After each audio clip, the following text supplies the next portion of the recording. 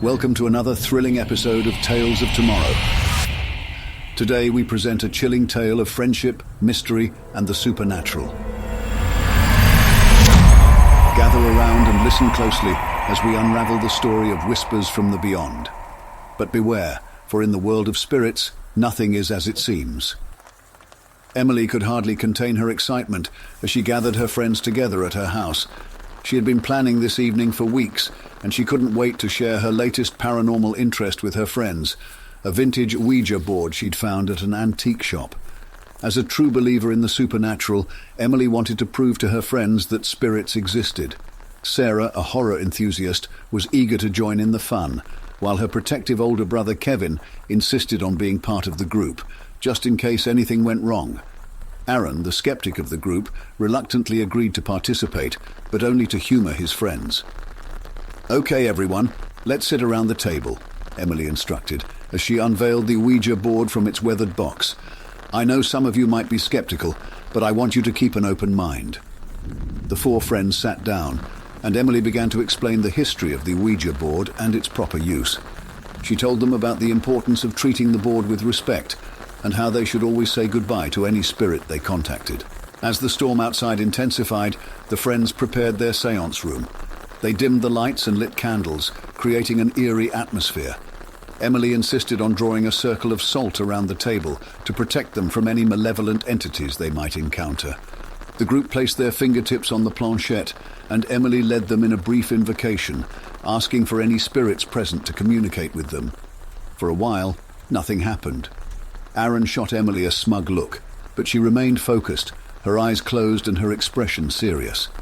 Suddenly the planchette began to move, and the friends exchanged nervous glances. Was someone playing a trick on them? Aaron raised an eyebrow, suspecting that Emily was orchestrating the whole thing. As the planchette moved, it spelled out a name, the Whisperer. Emily's eyes widened as she quickly searched her memory for any references to this spirit in her paranormal research. She couldn't recall any specific entity by that name, but the moniker itself sent chills down her spine. The group continued to ask questions, and the responses grew increasingly ominous. The temperature in the room seemed to drop, and unexplained noises echoed through the house. Despite his skepticism, even Aaron couldn't deny that something strange was happening. With a final message of, "I am here," the planchette stopped moving, and the room fell eerily silent. The friends stared at each other, their hearts pounding, and they knew they had just invited something truly terrifying into their lives. As they retreated to their bedrooms, the storm outside raged on, and an unsettling darkness seemed to settle over the house. The friends had no idea of the nightmare that awaited them as the Whisperer began its torment. As the days passed, it became increasingly evident that the Whisperer wasn't just a figment of their imagination. The once skeptical Aaron found himself struggling to come up with rational explanations for the strange occurrences that plagued their lives.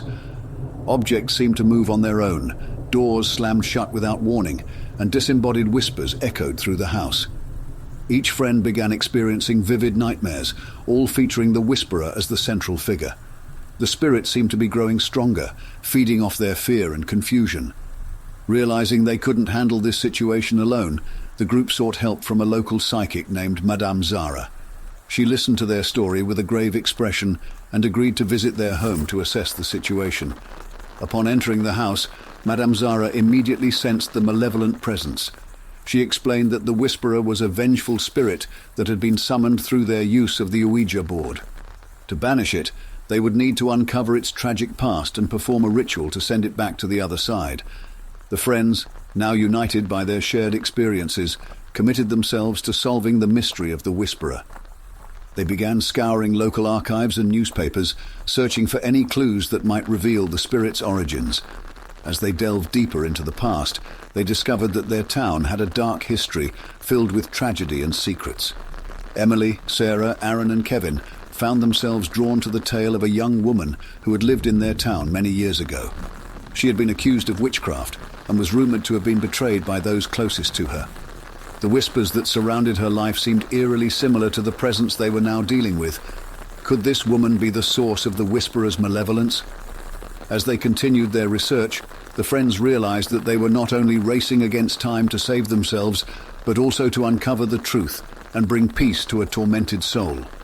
The group dedicated themselves to uncovering the tragic tale of the young woman accused of witchcraft. They found her name, Abigail, in the dusty pages of the town's archives, and her story seemed to be a key to understanding the Whisperer. As the friends delved further into Abigail's past, they discovered that she had been a healer and herbalist, wrongly accused of dark practices. Betrayed by her own family, she was executed, and her spirit was said to wander the town, seeking revenge against those who had wronged her. Emily believed that the Whisperer was a manifestation of Abigail's pain and anger. The spirit's obsession with whispers echoed the malicious gossip that had led to Abigail's downfall. It seemed that by using the Ouija board, they had inadvertently given the Whisperer a new outlet for its vengeful desires. As they learned more about Abigail's story, the friends also discovered a ritual that could banish the Whisperer. The ritual required specific ingredients, some of which were rare and difficult to find, but they were determined to gather everything they needed and put an end to the spirit's torment. To prepare for the ritual, the group decided to visit the site of Abigail's execution.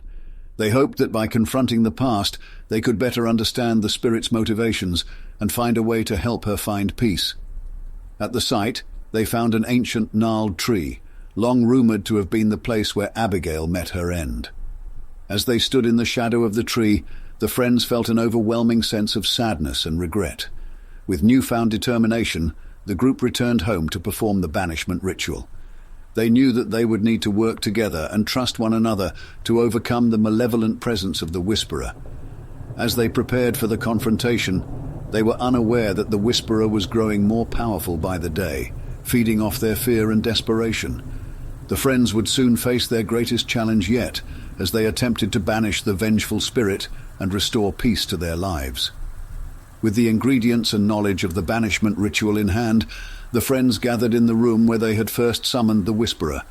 They knew that this would be their best chance at sending the vengeful spirit back to the other side and restoring peace to their lives. As they began the ritual, the atmosphere in the room grew heavy and oppressive. It was clear that the Whisperer was aware of their intentions and would not be banished without a fight. The spirit manifested in terrifying ways, attempting to distract and frighten the friends as they recited the incantations and performed the required actions. Despite the terrifying manifestations, the friends persevered, relying on their trust in one another to keep them focused on the task at hand. As they reached the climax of the ritual, the room seemed to vibrate with energy, and the spirit's manifestations grew more aggressive and desperate. With one final surge of power, the group completed the ritual, and a blinding flash of light filled the room. When the light faded, the friends found themselves alone, with no sign of the Whisperer's presence. Exhausted but relieved, they embraced one another, grateful for their shared experience and the bond it had forged between them. As they dismantled the ritual space, they vowed to be more cautious with their future explorations into the unknown.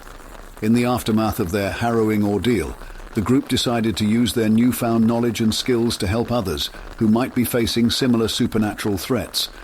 They formed a paranormal investigation team, dedicated to assisting those in need and sharing their story as a warning about the dangers of meddling with forces beyond their understanding. Thank you for joining us on this spine-tingling journey into the unknown. We hope you enjoyed Whispers from the Beyond as much as we enjoyed bringing it to you. Remember, dear listeners, there's always more to discover in the tales of tomorrow. Until next time, stay curious and sweet dreams.